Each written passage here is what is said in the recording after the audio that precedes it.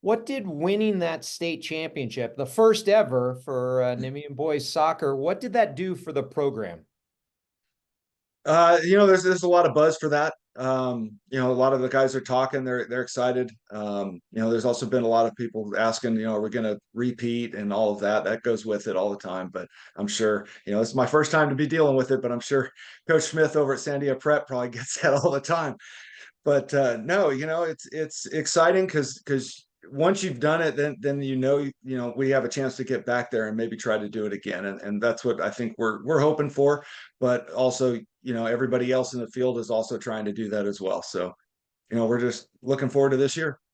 Do you talk about it? Do you address it, last year's state title, or do you not even refer to it and it's in the rearview mirror? I think you got to put it in the rearview mirror. But I mean, you do talk about it. We want to get back there. We want to talk it up a little bit with the kids about, the what we're playing for. Aside from just learning sportsmanship and everything else that is what we do. Um, but no, it's that was last season. You got to move on, and it's all about this season now. What's the key to having another successful year and making another deep run when the postseason rolls around? You know, I was talking to a few of them just the other day, and it's all about we've got kids from all over the world, and it's getting them to buy into that team concept and that it's one team. It's like a family, and they've got to really hold each other up, pick each other up when they're down, and encourage them along the way. And it's got to be one team. If it's not, then you're going to have struggles. And I think that goes with anywhere. We just have a different dynamic where we've got people from so far apart coming together. So if we can buy into that team concept, I think we're gonna do great things. How much of a challenge is it getting all of those players from all around the world to mesh as one? I mean, different cultures, different languages. From a coach's perspective, how much of a challenge is that?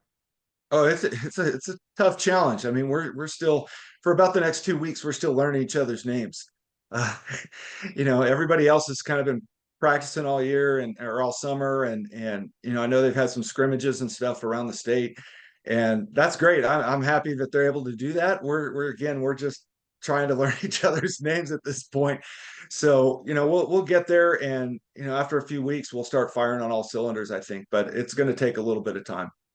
Do you feel like one of the teams to beat this season? I think we're gonna surprise people. I really do. It's all a matter of if they're able to stay in the program. I know the academics at NMMI are really difficult, and every year, there's a few that unfortunately just can't stay with that, and they make the right choice. For their livelihood is to give up the athletics for, I got to stay with my academics, and I can't fault them for that.